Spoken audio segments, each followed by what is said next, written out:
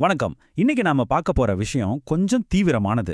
ஜனவரி 17, 2022ல மகாசித்தர் அகத்தியர் மனித குலத்துக்கே ஒரு இறுதி எச்சரிக்கை கொடுத்ததா ஒரு செய்தி இருக்கு.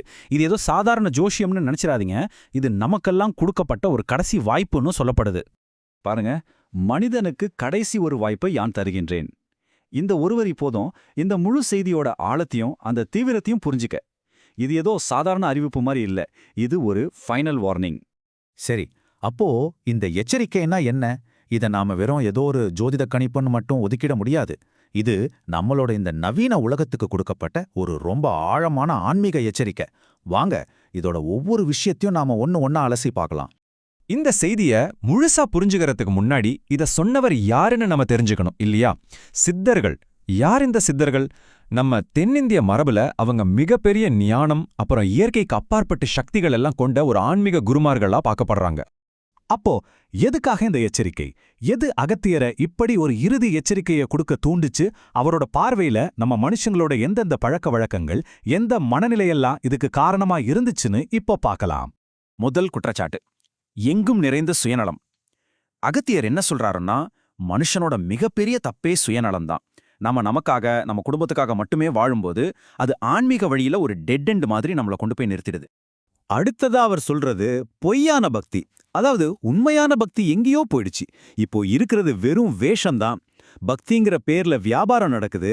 கோயில்கள் கூட ஒரு பிசினஸ் சென்டர் மாதிரி ஆயிடுச்சுங்கிறது அவரோட கடுமையான கண்டனம். மூணாவது விஷயம், மாயைகளை துரத்துறது. மக்கள் என்ன பண்றாங்க? பணம், சொத்து, சின்ன சின்ன சந்தோஷம், இப்படி தற்காலிகமான விஷயங்களுக்கு பின்னாடியே ஓடிட்டு இருக்காங்க. வாழ்க்கையோட உண்மையான நோக்கம் என்னன்னே தெரியாம இந்த மாயையில சிக்கி தவிக்கிறாங்க. கடைசியா 4வது குறைபாடு ஒழுக்கமின்மை. அதாவது ஒரு டிசிப்ளின் இல்லாத வாழ்க்கை. மக்கள் வாழ்ற முறையில தார்மீக ரீதியாவோ ஆன்மீக ரீதியாவோ எந்த ஒரு ஒழுக்கமும் இல்லை. இந்த மாதிரி ஒரு ஒழுக்கமற்ற வாழ்க்கை ஆணா இருந்தாலும் சரி, பெண்ணா இருந்தாலும் சரி, அவங்கள அழிவுக்கு தான் கொண்டு போகும்னு அவர் எச்சரிக்கிறார். சரி, மனுஷங்க இப்படிதான் இருந்தா அவங்க போக்க மாத்திக்கலனா என்ன ஆகும்? அதோட விளைவுகள் எப்படி இருக்கும்? உண்மையிலேயே ரொம்ப பயங்கரமா இருக்கும்னு சொல்லப்படுது. வாங்க அந்த விளைவுகள் என்னன்னு பார்க்கலாம். அவர் சொல்ற கணக்குப்படி வரப்போற கஷ்டங்கள் என்னென்ன தெரியுமா? புதுசா வியாதிகள் வரும். இப்போ நாம பண்ற பரிகாரங்கள், வச்சிருக்கிற மருந்துகள் எதுவுமே வேலை செய்யாதான்.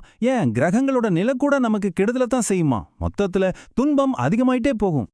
ஆனா இந்த எச்சரிக்கை வெறும் பயமுறுத்துறதுக்காக மட்டும் சொல்லப்படல. இதுல ஒரு நல்ல விஷயமும் இருக்கு.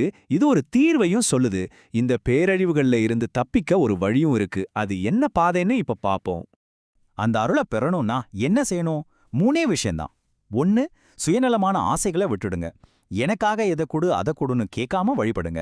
2வது, எந்த எதிர்பார்ப்பும் இல்லாம ஒரு தூய்மையான பக்தியை வளர்த்துக்கோங்க. 3வது, ஒழுக்கமான வாழ்க்கை வாழுங்க. இதுதான் அந்த பாதை. இப்போ நாம இந்த எச்சரிக்கையோட மைய கருத்துக்கு வரோம். அதாவது ஒரு மிகப்பெரிய தத்துவ போராட்டத்தை பத்தி பேச போறோம். மாயைக்கும் உண்மையான உண்மை பொருளுக்கும் நடக்கிற போராட்டம். வாங்க, இதை இன்னும் கொஞ்சம் ஆழமா பார்க்கலாம்.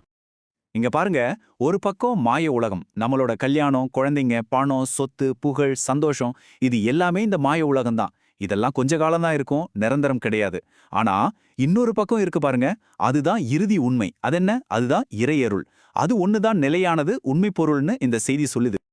இப்போ நாம கிட்டத்தட்ட கடைசி கட்டத்துக்கு வந்துட்டோம். இதுதான் இறுதி பந்தயம். மனிதர்களாகிய நம்மளோட தேர்வு தான் அடுத்ததை தீர்மானிக்க போகுது. நாம தேர்ந்தெடுக்கிற பாதை ஒரு புதிய உலகத்தை உருவாக்குமா, இல்ல நம்மள அழிவுக்கு கொண்டு போகுமாங்கிறது நம்ம கையில தான் இருக்கு. ஒருவேளை மனுஷங்க இந்த எச்சரிக்கையை காதிலேயே வாங்கிக்காம இதை கண்டுக்காம விட்டா என்ன நடக்கும்? இந்த கேள்விக்கு கிடைக்கிற பதில் உண்மையிலே கொஞ்சம் அதிர்ச்சியா தான் இருக்கு. தீயவர்களை ஈசனே தன் நடனத்தால் அழிப்பான். ஆமா, இந்த அழிவுங்கிறது உலகத்தை சுத்தப்படுத்துற ஒரு செயல்முறையா பார்க்கப்படுது.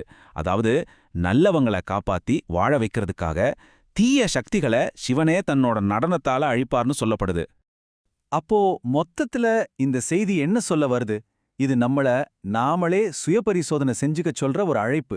இந்த தற்காலிக உலகத்தை தாண்டி ஒரு அர்த்தமுள்ள வாழ்க்கையை நோக்கி பார்க்க சொல்ற ஒரு சவால்.